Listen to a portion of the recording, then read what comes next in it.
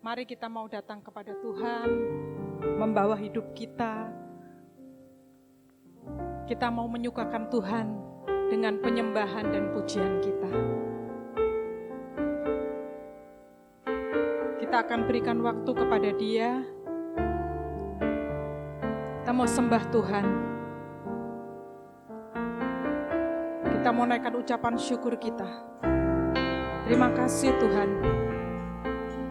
Kau baik, sungguh baik Tuhan. Terima kasih Tuhan. Terima kasih Tuhan. Aku mau memuji-Mu. Aku mau menyembah-Mu Tuhan.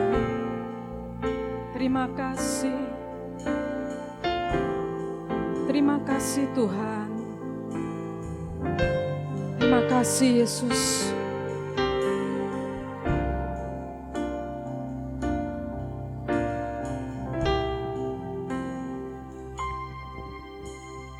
Yesus, Kau sungguh baik. Yesus,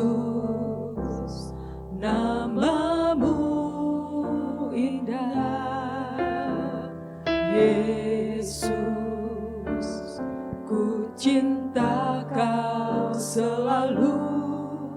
Ku tinggikan, ku agungkan selamanya. Yesus, Kau sungguh baik.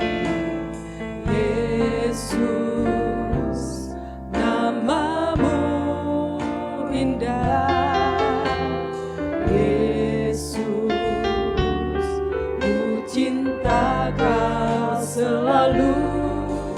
Ku tinggikan, ku agungkan selamanya. Ku mau memuji-Mu, Ku selalu puji-Mu Tuhan. puji-Mu, ku mau menyembah-Mu. Ku selalu sembah-Mu. Kau yang layak terima semua pujian, kemuliaan hanya bagi Tuhan. Yesus, Engkau sungguh baik. Yesus, Kau sungguh baik. Yesus, nama-Mu indah. Yesus, ku cinta Kau selalu. Ku tinggikan, ku agungkan selamanya. Ku mau memuji-Mu, ku selalu puji-Mu. Ku mau menyembah-Mu, ku selalu sembah-Mu. Kau yang layak terima semua pujian, kemuliaan hanya bagi Tuhan. Ku mau memuji-Mu, ku mau memuji-Mu. Ku selalu puji-Mu, ku mau menyembah-Mu. Ku selalu sembah-Mu. Kau yang layak terima semua pujian, kemuliaan hanya bagi Tuhan. Semua kemuliaan dan keagungan tertuju padamu, Tuhan dan Rajaku. Segenap jiwa dan nafasku menyembah Yesus yang hidup. Semua kemuliaan. Kami undang sidang jemaat untuk berdiri. Kita sembah Tuhan. Segala hormat hormat, kemuliaan tertuju padanya. Terima kasih Tuhan. Terima kasih Tuhan.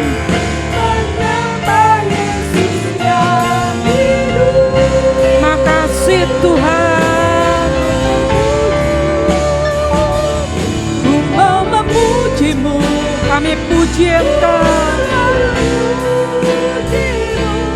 ku mau menyembahmu, ku selalu sembahmu. Kau yang layak terima semua pujian, kemuliaan hanya. Sekali lagi kita naikkan pujian ini.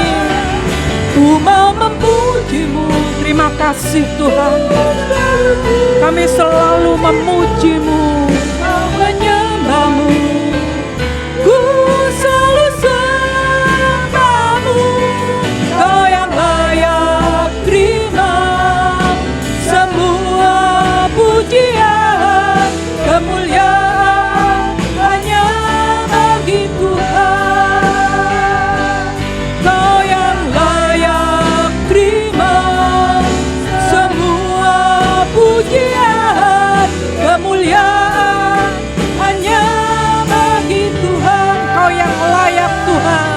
Kau yang layak terima semua pujian, kemuliaan hanya bagi Tuhan. Tuhan Yesus, kami bersyukur, kami berterima kasih kalau kami ada saat ini. Kami tahu Tuhan, itu atas penyertaan Tuhan dalam hidup kami. Dan kami bersyukur Tuhan kalau kami boleh melewati hari-hari kami. Dan kami tahu Engkau memberikan segala yang baik dalam hidup kami. Saat ini Tuhan kami datang, Engkau layakkan kami kalau sebentar kami akan lanjutkan pujian kami Tuhan. Biarlah kami layak masuk dalam hadirat Tuhan. Dan ketika kami memuji, ketika kami menyembah-Mu, biarlah hadirat-Mu turun atas kami Tuhan. Terima kasih Tuhan, terima kasih. Ibadah ini dari awal sampai akhir ada di dalam tangan Tuhan. Dan setiap kami ada di dalam urapan-Mu. Terima kasih Tuhan, kami akan bersorak-sorai bagi Engkau. Engkau mendengar doa kami. Di dalam nama Yesus kami sudah berdoa. Haleluya. Amin. Kita mengucap syukur kepada Tuhan, betapa baiknya Tuhan dalam kehidupan kita. Sepanjang minggu ini Tuhan sudah menyertai, dan pada sore hari ini Tuhan memberikan kesempatan kepada kita untuk kita beribadah, mendengarkan firman Tuhan, dan juga kita sudah menaikkan pujian bagi Tuhan sebagai ucapan syukur kita. Bapak Ibu siap mendengar firman Tuhan? Amin. Karena di dalam firman Tuhan tentu ada nasihat, ada janji Tuhan, dan juga ada teguran yang siap membentuk hidup kita. Kita buka hati kita, apapun yang kita dengar. Kalau Tuhan memberikan janji, kita pegang janji Tuhan. Tuhan memberikan nasihat, kita perhatikan dan kita ubah hidup kita sesuai dengan nasihat yang Tuhan berikan. Bapak, Ibu, dan Saudaraku, tema pengecut, si penakut. Saya minta kepada pemain musik waktu itu, pada Mbak Pipit, untuk menaikkan pujian terakhir ini. Bapa, sentuh hatiku. Ya. Ketika saya menyembah Tuhan dengan pujian itu, tiba-tiba Tuhan membawa saya untuk masuk ke dalam arti lagu itu. Bapak Ibu, kemudian saya baca kronologi lagu itu. Lagu itu dicipta oleh Jason Irwan. Dirilis tahun 2007. Dan yang menarik, lagu itu adalah sebuah fakta kehidupan. Jadi bukan lagu fiksi, bukan lagu yang asal diciptakan, tapi itu berdasarkan fakta, kejadian. Kejadian dari teman Jason Irvan ini. Dia punya teman kecil pada saat itu, dan teman ini punya seorang bapak. Tentu Bapak Ibu tahu ya, arti lagu ini mungkin sebagian tahu. Dan anak ini, teman Jason Irvan ini kemudian diperkosa sama bapaknya dalam keadaan tidak sadar diri. Dalam pengertian bapaknya itu sedang dalam posisi mabuk. Sampai kemudian anak ini hamil dan kemudian stres berat. Dan kemudian gila anak ini. Dan akhirnya dipasung. Karena sering berontak, sering marah, anak ini kemudian dipasung. Tapi sebagai seorang Jason, dia kemudian setia untuk mendatangi anak ini, memberi makan, mendoakan. Dan akhirnya kemudian terpisah oleh waktu, dia pergi ke luar kota, Jason ini. Sampai akhirnya kemudian dia kaget karena mendapatkan anak ini sudah bebas. Jadi pasungannya itu karena begitu lamanya, pasungannya itu kemudian berkarat. Ya, akhirnya lepaslah dia. Dalam posisi lepas itu, Bapak, Ibu, dan Saudaraku, seorang anak ini yang diperkosa bapaknya itu dan dirahasiakan namanya oleh Jason Irwan ini, yang terlintas dalam pikiran dia ketika dia lepas adalah, aku mau bunuh ayahku. Ya. Dengan tekad yang sangat kuat dia ingin bunuh ayahnya itu. Tapi ketika dia mau membunuh bapaknya ini, dia melihat sosok pribadi yang dia kenal, yaitu Tuhan Yesus. Ya, tetap dia ingin, tapi kemudian Tuhan Yesus berkata di dalam penglihatan yang dia lihat, ini fakta Bapak Ibu, aku mengasihi kamu, ampunilah bapamu. Ya. Kemudian dia mengurungkan niatnya itu untuk membunuh bapaknya. Waktu terus berjalan, bapaknya kemudian meninggal. Tanpa ada pengakuan, tanpa ada rasa bersalah. Banyak fakta dalam kehidupan kita yang mirip kisah ini, Bapak Ibu.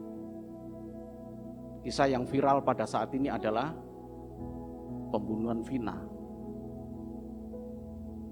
Kita hidup di negara yang berdasarkan Pancasila. Yang sila pertama adalah ketuhanan yang Maha Esa. Luar biasa. Ya. Mereka mengenal Tuhan. Tapi coba kita lihat Bapak Ibu kisah pembunuhan Vina ini. Saya tidak tapi gak benang merahnya saja. Kenapa gak mengaku? Kenapa tidak mengaku saja? Akulah pembunuhnya. Sama dengan ayah dari bapak gadis yang diperkosa tadi sampai dia meninggal. Tidak ada rasa bersalah. Inilah yang kemudian mendorong saya mau menyampaikan kepada Bapak Ibu tentang pengecut si penakut. Jadi kata pengecut si penakut ini dapat diartikan sebagai satu bentuk kemunafikan. Kemunafikan juga sering dikatakan sebagai takut, ya, dan sering sekali dikaitkan dengan takut karena menerima hukuman dari akibat kesalahannya. Jadi pengecut atau si penakut ini disebut pengecut karena dia munafik, disebut pengecut karena dia takut. Takut menerima konsekuensi dari sebuah kesalahan yang dia buat. Mari kita buka dalam Kejadian 4 ayat 5 sampai dengan yang ke-11. Bapak Ibu bisa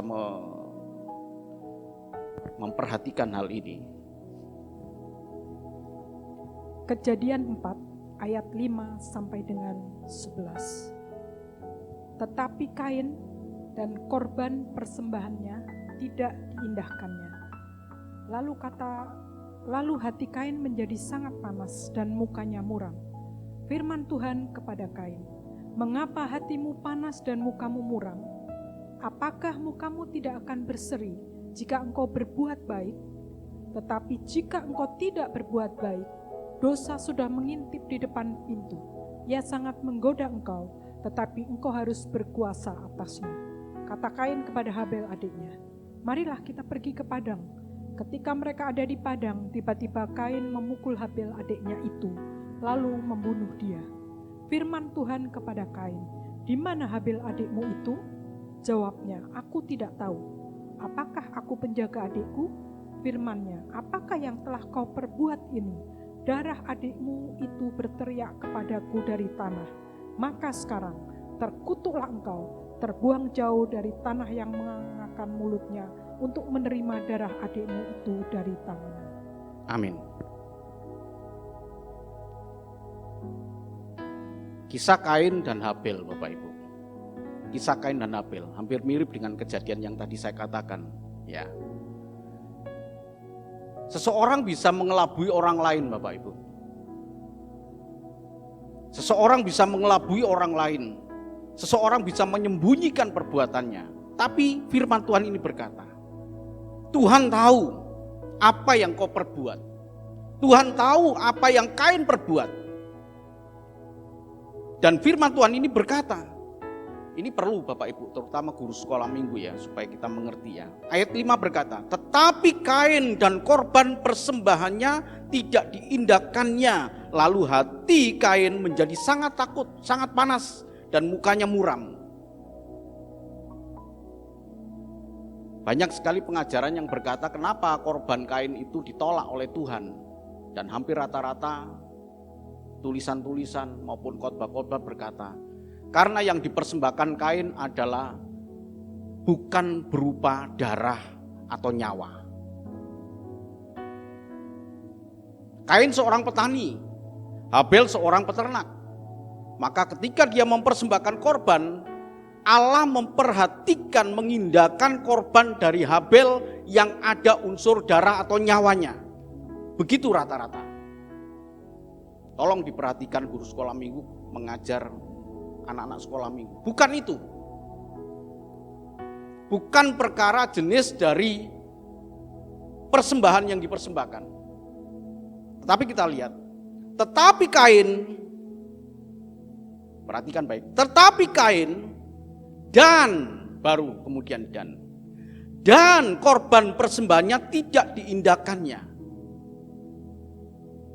Yang pertama menunjuk kepada pribadi Kain.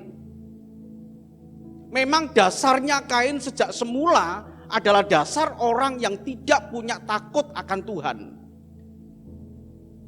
Sehingga pribadi Kain yang terlebih dulu ditolak oleh Tuhan. Tetapi Kain baru kemudian dan persembahannya yang tidak diindahkan oleh Tuhan. Ya. Kain terlebih dulu. Sekarang coba kita lihat Bapak Ibu dan saudaraku, bagaimana karakter Kain ini. Firman Tuhan kepada Kain, "Mengapa hatimu panas dan mukamu muram?" Sebelum pembunuhan, Kain sudah diperingatkan oleh Tuhan, "Mengapa hatimu panas dan mukamu muram?" Ingat, dosa sudah mengintip. Tuhan tahu dosa sudah mengintip, tapi kamu berkuasa. Kamu bisa menggagalkan dosamu. Tapi karena karakternya memang gak baik. Jadi ingat Bapak Ibu ya, persembahan itu diawali dari pribadi kita.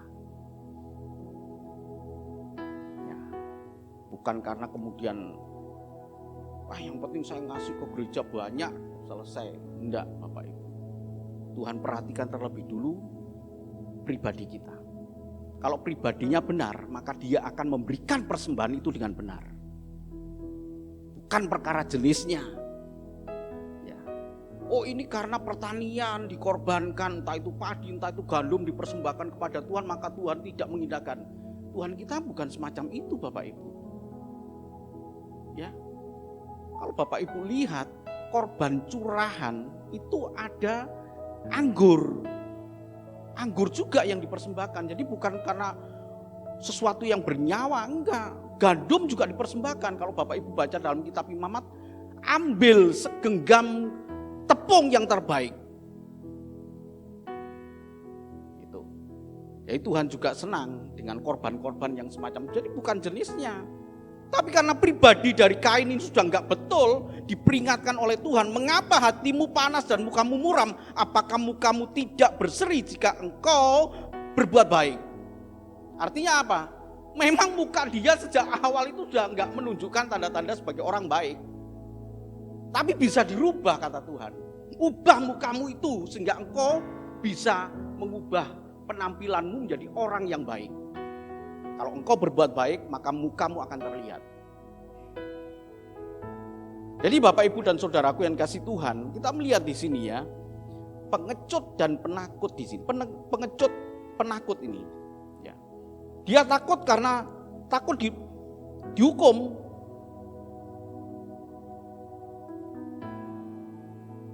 Jadi Kain pengecut. Kita lihat di sini, Kain betul-betul pengecut.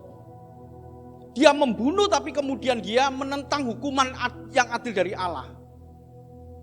Tolong dibaca di dalam ayat 11 sampai dengan 14. Ayat 11-nya sudah dibaca tadi. Maka sekarang terkutulah engkau, terbuang jauh dari tanah yang mengangakkan mulutnya untuk menerima darah adikmu itu dari tanganmu. Ayat 12. Ayat 12, apabila kau mengusahakan tanah itu, maka tanah itu tidak akan memberikan hasil sepenuhnya lagi kepadamu. Engkau menjadi seorang pelarian dan pengembara di bumi. Kata Kain kepada Tuhan, hukumanku itu lebih besar daripada yang dapat kutanggung. Engkau menghalau aku sekarang dari tanah ini, dan aku akan tersembunyi di hadapanmu, seorang pelarian dan pengembara di bumi. Maka barang siapa yang akan bertemu dengan aku, tentulah akan membunuh aku. Takut dia. Dia sampaikan kepada Tuhan, hukuman yang aku terima terlalu besar. Padahal kalau menurut hukum sekarang ini, ada Pak Randy ini, hukum sekarang, dia sudah merencanakan, aku akan ajak adikku ke padang belantara. Ada perencanaan di situ. Kemudian dia akan pukul adiknya, dia bunuh adiknya. Tapi begitu dibalik, Tuhan katakan tanah di mana engkau mengusahakan, hasilnya tidak akan sesuai dengan apa yang kau inginkan. Wah, dia marah, kemudian dia marah. Memang tadi Bapak Ibu, karakternya belum berubah. Pengecut memang. Dia bersalah, tidak mau mengakui kesalahannya. Dia bersalah, tidak mau menerima hukuman yang adil dari Tuhan. Dia tentang hukuman dari Tuhan itu. Firman Tuhan kepada dia, engkau, dikatakan di sini, firman-Nya ayat apakah yang telah kau perbuat ini? Darah adikmu itu berteriak kepadaku dari tanah. Maka sekarang terkutuklah engkau, terbuang jauh dari tanah yang mengangkat mulutnya untuk menerima darah adikmu dari tanganmu. Apabila engkau mengusahakan tanah itu, maka tanah itu tidak akan memberi hasil sepenuhnya lagi kepadamu. Konsekuensi loh. Gak mungkin Tuhan tidak adil Bapak Ibu. Ya. Awalnya dia sudah sebagai pengecut. Di mana adikmu, kata Tuhan? Apa yang dijawab tadi? Memangnya aku penjaga adikku gitu ya. Aku nggak tahu, memangnya aku penjaga adikku. Coba Bapak Ibu ya, lihat kasus-kasus yang ada. Mungkin dalam kehidupan kita ini, kejadian-kejadian dalam kehidupan kita pun juga mengalami keadaan ini. Memangnya aku salah? Memangnya aku dosa? Bisa mengelabui, bisa menutupi orang lain, tapi Tuhan tahu di sini katakan, darah adikmu berteriak kepadamu. Tuhan tahu. Jadi Bapak Ibu dan Saudaraku yang kasih Tuhan, perlu kita renungkan hal ini. Banyak kisah yang menyedihkan yang kita perbuat tanpa dipikir terlebih dulu. Sama dengan Kain, sama dengan kejadian-kejadian yang tadi saya ceritakan. Sama Bapak Ibu, orang gak berpikir terlebih dulu. Orang gak berpikir terlebih dulu. Banyak kejadian menyedihkan yang diperbuat tanpa dipikir terlebih dulu. Dan yang menariknya lagi, sifat pengecut ini yang banyak terjadi. Ini yang banyak terjadi Bapak Ibu. Berani berbuat, dan berani juga dia berpikir untuk menghilangkan jejaknya, supaya dia lepas dari tanggung jawab. Jadi dia berani berbuat. Kenapa dia tidak berpikir terlebih dulu? Yang penting saya berani berbuat dulu.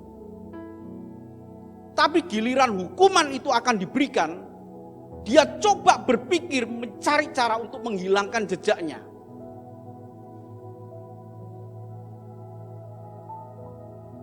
Ya kan? Saya salut saya temui anak Tuhan yang tidak bisa saya sebutkan di tempat ini maupun di beberapa tempat pelayanan lain, Bapak Ibu. Di tempat ini ada beberapa orang saya temukan, Bapak Ibu. Dia datang kepada saya. Ya, nggak bisa saya sebutkan. Pak Pendeta, saya berdosa. Saya salah, Pak Pendeta. Dan dia ceritakan. Sempat juga saya kaget, kok bisa ya? Tapi saya menghargai. Saya menghargai bagaimana dia bukan seorang pengecut. Bukan seorang pengecut. Ya. Dia datang, ampuni saya. Pak Pendeta, tolong doakan saya. Tempat lain pun juga begitu. Saya jumpai bagaimana kebesaran hati seorang yang telah berbuat dosa. Aku mohon ampun, Pak Pendeta.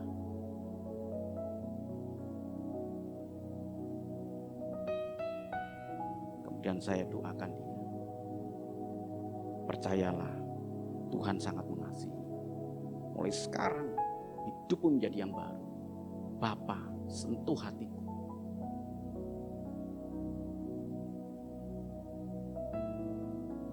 Berani berbuat, mereka juga berani berpikir untuk menghilangkan jejaknya dan takut untuk bertanggung jawab. Ada juga fakta yang demikian, Bapak Ibu. Saya tidak banyak, ya mungkin cepat khotbah saya, karena saya coba sampaikan. Ini fakta yang banyak. Seseorang datang kepada saya untuk, Pak Pendeta, tolong bantu doa untuk dilepaskan dari kesukaran hidup dia, dari penyakitnya.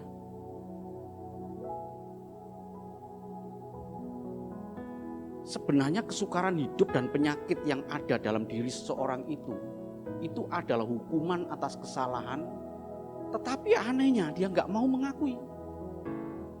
Dia tidak pernah mengakui. Yang dia inginkan dari saya sebagai seorang hamba Tuhan, tolong doakan saya supaya saya lepas dari kesukaran ini.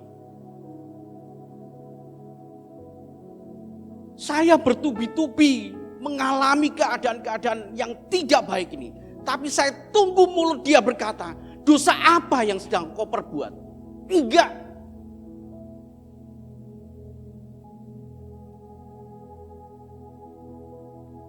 Ya. Suatu saat saya berdoa, Tuhan bukakan itu.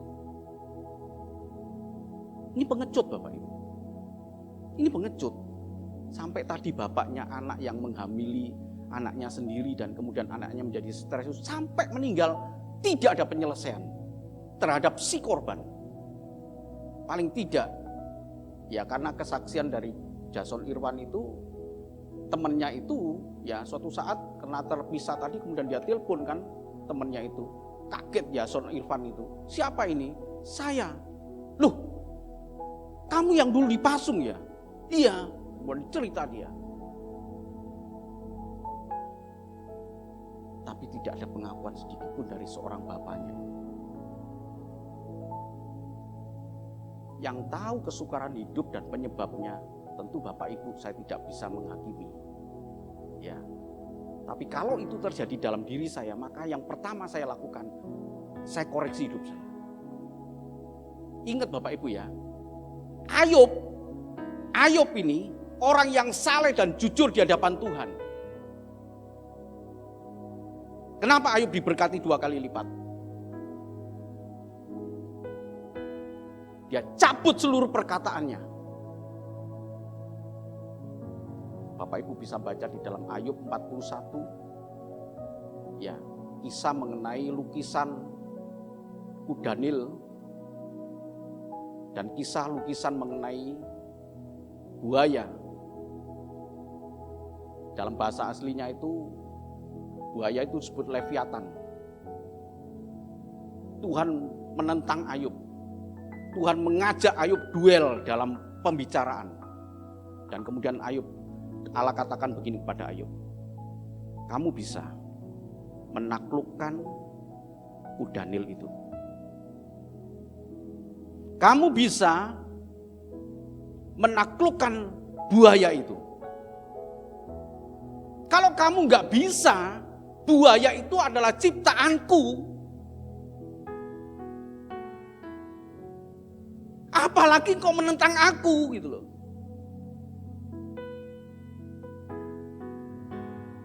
Apa yang dilakukan Ayub? Aku cabut seluruh perkataan. Ayub akui semua kesalahannya.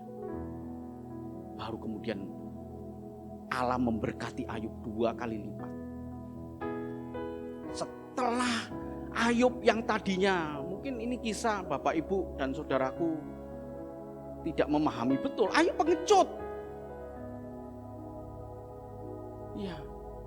Awalnya Ayub itu punya iman yang teguh.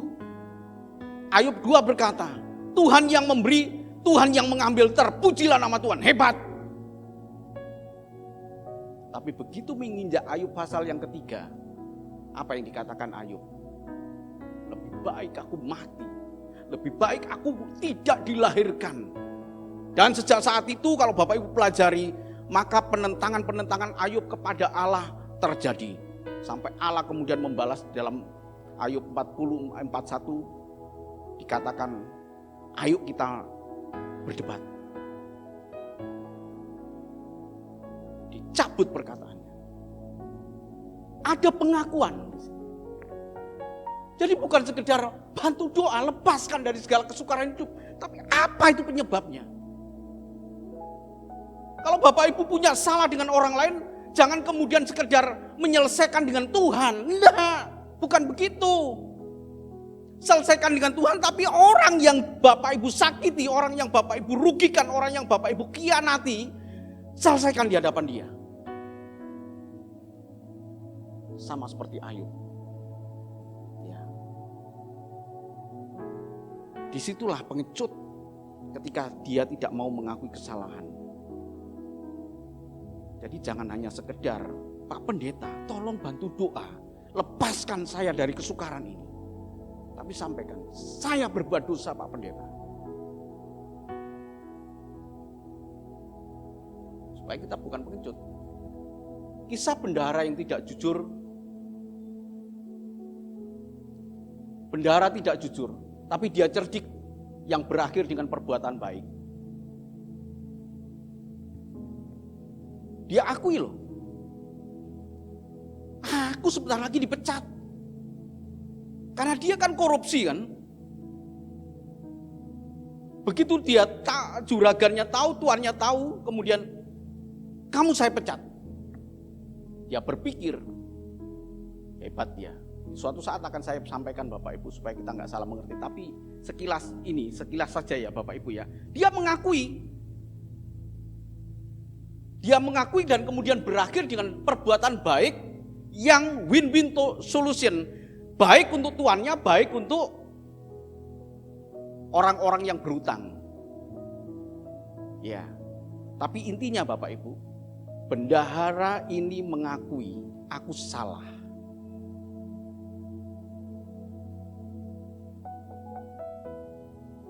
Si pengecut, si penakut. Kita takut dihukum Tuhan, Bapak Ibu. Tidak ada seorang pun di antara kita yang aku mau dihukum Tuhan. Enggak. Kita takut.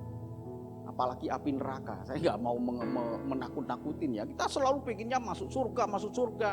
Tapi diri kita ini pengecut dan kita konsekuensinya si penakut ini karena saya enggak mau dihukum selama-lamanya.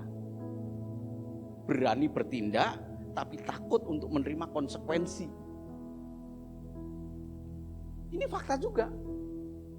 Mengelabui kesalahan dengan tindakan baik tanpa mengakui kesalahan. Ini pengecut yang bersifat munafik. Tadi dikatakan bahwa pengecut itu adalah orang yang tidak mengakui kesalahan dan pengecut itu bersifat munafik. Tutupi dengan perbuatan baik supaya orang nggak tahu. Semua orang nggak tahu. Jadi mengelabui dia. Nah, disinilah Bapak Ibu. Seorang pengecut tidak dapat diukur dari berkat yang diterimanya.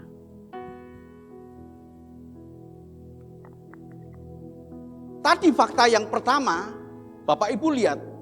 Kalau ada seseorang yang mengalami kesukaran hidup dan kemudian dia datang, tolong bantu doa supaya Tuhan lepaskan saya dari kesukaran ini.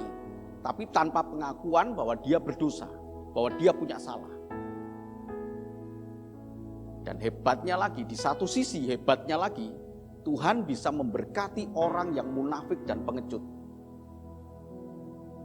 Tolong dibaca, ayat ini cukup bagus. Mazmur 73 ayat 1 sampai dengan yang ke-5. Mazmur 73 ayat 1 sampai dengan 5. Pergumulan dan pengharapan. Mazmur Asaf. Sesungguhnya Allah itu baik bagi mereka yang tulus hatinya, bagi mereka yang bersih hatinya. Tetapi aku, sedikit lagi maka kakiku terpeleset, nyaris aku tergelincir. Sebab aku cemburu kepada pembual-pembual kalau aku melihat kemujuran orang-orang fasik. Sebab kesakitan tidak ada pada mereka, sehat dan gemuk tubuh mereka. Mereka tidak mengalami kesusahan manusia dan mereka tidak kena tulah seperti orang lain. Padahal mereka ditempatkan ke satu tempat yang licin, kata Tuhan. Ya. Kalau Bapak Ibu baca kisah berikutnya, aku sedang tempatkan mereka. Jadi mereka bukan diberkati Tuhan. Mata kita yang melihat, oh hebat ya orang itu berdosa, orang fasik, orang pembual ya. Tapi bujur mereka hidupnya. Tapi sebenarnya Tuhan sedang taruh mereka dalam tempat yang licin, yang dalam sekejap ya hidupnya hancur. Karena kita melihat kan, kita hanya melihat, enak banget itu ya orang fasik, orang pembual ya hidupnya. Dia nggak bisa diukur Bapak Ibu ya, nggak bisa diukur, pengecut ini nggak bisa diukur dari berkat Tuhan. Nih buktinya saya diberkati Tuhan, saya bukan orang berdosa, saya diberkati Tuhan. Nggak bisa dibuat ukuran, nggak bisa dibuat ukuran. Tetapi kebesaran hati untuk mengakui kesalahan adalah pintu menuju hidup yang benar. Dan saya yakin dan percaya, kalau dia terima berkat di dalam Mazmur 73 ayat 1, ketika dia berkat akan ditambahkan. Lebih daripada itu. Amin Bapak Ibu. Kebesaran hati. Kebesaran hati. Apapun kita, suami istri, ya suami istri, anak, keluarga, mantu, perempuan, mertua dan lain sebagainya Bapak Ibu, mungkin ada perselisihan itu. Harus diakui lah. Jangan disembunyikan, jangan kemudian ditutupi dengan perbuatan baik. Yang penting saya sudah berbuat baik dengan orang tua. Enggak.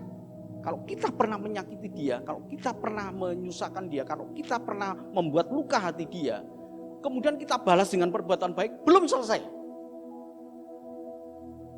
Belum selesai. Tapi datang, ampuni, aku sudah bersalah. Baru kita berbuat baik. Itu baru sempurna Bapak Ibu. Jadi jangan tutupi kesalahan kita dengan perbuatan baik. Tapi datanglah kepada Tuhan, datanglah kepada orang yang sakiti, dan kemudian kita mengakui kesalahan itu. Dan itu akan menuju kepada hidup yang benar. Amin Bapak Ibu. Kain berkata, memangnya aku penjaga adikku? Aku nggak tahu. Bayangkan Bapak Ibu. Berani-beraninya dia berkata kepada yang Maha Tahu, Allah yang Maha Tahu. Memangnya aku penjaga adikku? Aku tidak tahu. Kalau kita ingin diberkati Tuhan, mari kita datang kepada Tuhan. Tuhan, ampunilah aku sudah bersalah, aku sudah berdosa. Datang kepada Tuhan. Dan kita yakin dan percaya Tuhan kita penuh dengan kasih. Dia siap membuka tangan di kita untuk menyambut kita.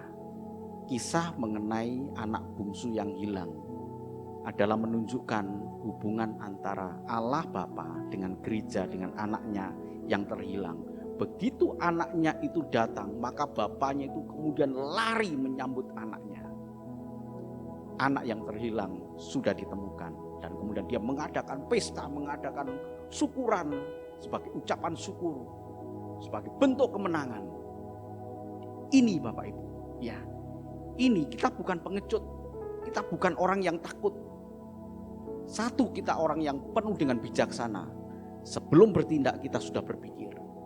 Kalau kita berbuat salah, yang kedua, kalau kita berbuat salah, kita datang, kita bereskan. Kita bereskan, aku punya dosa. Ampuni aku Tuhan. Mari Bapak Ibu dan Saudaraku yang dikasihi Tuhan, punyalah kebesaran hati untuk kita hidup benar di hadapan Tuhan. Tuhan memberkati. Amin.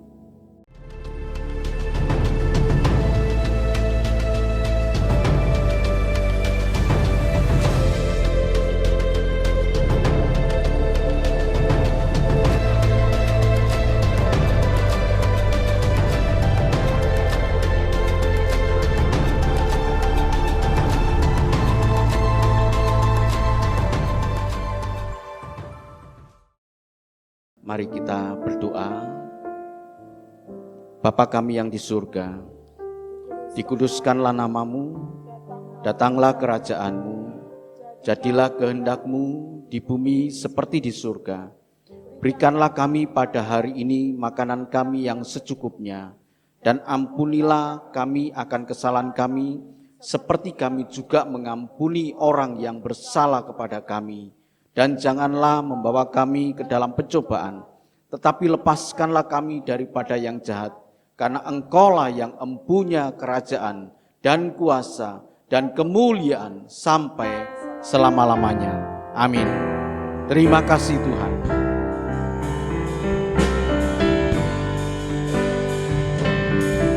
Terima kasih Tuhan.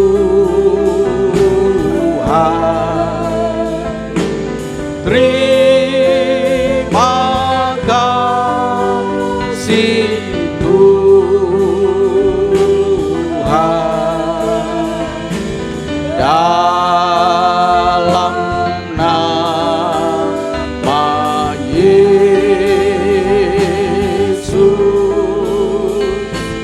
terima kasih Tuhan.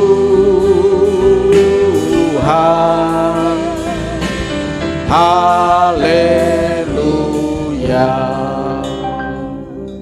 Sungguh kami bersyukur kepada Engkau ya Bapa. Di dalam firman-Mu ada janji-Mu Tuhan, Engkau memberkati kami. Di dalam firman-Mu Tuhan ada nasihat yang menegur kami, dan kami perhatikan baik-baik Tuhan, agar kami hidup di dalam berkat Tuhan. Terima kasih ya Bapa, Engkau sudah berbicara lewat hamba-Mu. Terima kasih buat kesempatan yang begitu indah. Kami sudah menaikkan pujian pengagungan bagi Engkau Tuhan. Dan kami juga sebentar akan memberikan persembahan sebagai ucapan syukur kami. Engkau memberkati persembahan kami Tuhan. Engkau memberkati tangan-tangan yang memberikan dengan penuh sukacita. Engkau berkati ya Tuhan. Terima kasih ya Bapa. Sebentar kami akan meninggalkan tempat ini. Kami pulang di dalam damai sejahtera Tuhan. Kami pulang di dalam berkat-berkat Tuhan. Bapak, Ibu, dan saudaraku yang sangat dikasihi Tuhan. Terimalah berkat dan anugerah dari Allah Bapa di surga. Kasih dan cinta Tuhan kita Yesus Kristus anaknya yang tunggal. Dan penghiburan kekuatan dari kuasa Roh Kudus menyertai kita mulai saat ini. Esok bahkan sampai Maranatha Tuhan Yesus datang menjemput kita. Tuhan memberkati kita, Tuhan menyertai kita. Terima kasih ya Bapa, terima kasih. Engkau Allah yang memberkati kami, Engkau Allah yang melindungi kami. Engkau Allah yang menyinari kami dengan wajah-Mu Tuhan dan memberikan kepada kami kasih karunia. Engkau Allah yang menghadapkan wajah-Mu kepada kami Tuhan dan memberikan damai sejahtera. Ya Bapa, hamba berdoa ya Bapa, buat anak-anak-Mu yang ada tempat ini maupun yang mengikuti ibadah secara online Tuhan, hamba berdoa. Kiranya Engkau Allah Bapa memberkati dalam rumah tangganya, Engkau memberkati di dalam usaha pekerjaannya, Engkau memberkati di dalam keluarganya, bahkan keluarga besarnya dimanapun berada, ada di dalam berkat kemurahan kasih Tuhan. Kau jauhkan dari segala mara bahaya ya Bapa, Kau jauhkan dari segala tipu daya iblis, Kau jauhkan dari segala hal-hal yang tidak berkenan di hadapan Engkau Tuhan. Kau jauhkan dari segala hal-hal yang membawa mereka kepada pencobaan-pencobaan. Kiranya Tuhan memberikan kekuatan kepada anak-anak-Mu semua Tuhan, Engkau memberkati mereka. Hamba berdoa, Kau berkati mereka.